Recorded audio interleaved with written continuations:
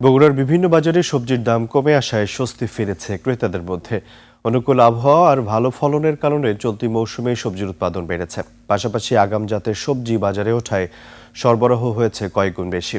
ব্যবসায়ীরা বলছে, সরবরাহ বাড়ায় আগের তুলনায় সব ধরনের সবজির দাম কমেছে। কৃষকরা বলছে, ভালো ফলনের কারণে পর্যাপ্ত উৎপাদনের পাশাপাশি ন্যায্য দাম পাচ্ছেন তারা। ইতিমধ্যে শাহজাহানপুর, শিবগঞ্জ, দুপচাচিয়া ও নন্দীগ্রাম সহ বিভিন্ন উপজেলায় আগাম সবজি উঠতে শুরু করেছে। বর্তমানে বাজারে আলু কেজি 20 টাকা, পেঁয়াজ 40, বেগুন 40, টমেটো 40, শসা 29 এবং ফুলকপি 30 টাকায় বিক্রি হচ্ছে।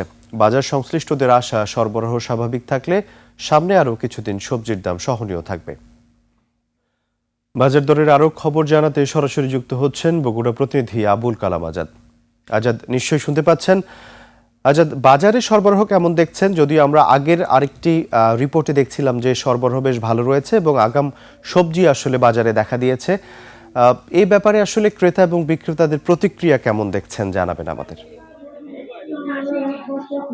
জি রাজিউর, আপনি দেখেছেন এর আগে গত ৩-৪ মাস যাবত বাজারে সবজির দাম খুব ঊর্ধ্বগতি ছিল। এতে করে কিন্তু সাধারণ ক্রেতাদের নাভিশ্বাস হয়ে উঠেছিল। কিন্তু গেল ২ সপ্তাহে সবজির বাজার খুব কমায়, এতে করে সাধারণ ক্রেতাদের মধ্যে একটা স্বস্তি ফিরে এসেছে। তার কারণ হিসাবে যেমনটি দেখা গেছে, বাজার ব্যাপক সবজি সরবরাহ হচ্ছে। আর সবজি সরবরাহের যে কারণটা কৃষকেরা বলছেন, সবজির ব্যাপক ফলন হয়েছে।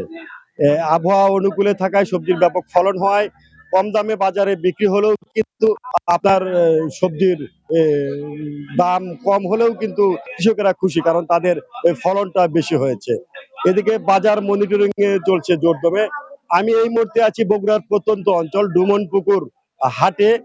এই হাটে আজকে আলু 20 টাকা কেজি, যেটা সাদা আলু, লাল আলু 25 টাকা কেজি, বেগুন 20 টাকা কেজি, শিম 25 টাকা কেজি, এছাড়া কাঁচা মরিচ আপনার 80 টাকা কেজি। এছাড়া গরুর মাংস অপরিবর্তিত রয়েছে 700 টাকা কেজি, ব্রয়লার মুরগি অপরিবর্তিত রয়েছে 170 টাকা কেজি। কিন্তু বেড়েছে দেশীয় দেশীয় ও সোনালী জাতের মুরগির দাম। আমার কথা হয়েছে এখানকার উপজেলা নির্বাহী অফিসার তাইফুর রহমানের সাথে। তিনি বলেছেন গেল 1 মাসে তারা 10টির বেশি ভ্রাম্যমাণ পরিচালনা করেছেন এবং এই ভ্রাম্যমাণ বাজার ব্যবস্থা ধরে রাখতে ভ্রাম্যমাণ অভিযান অব্যাহত থাকবে।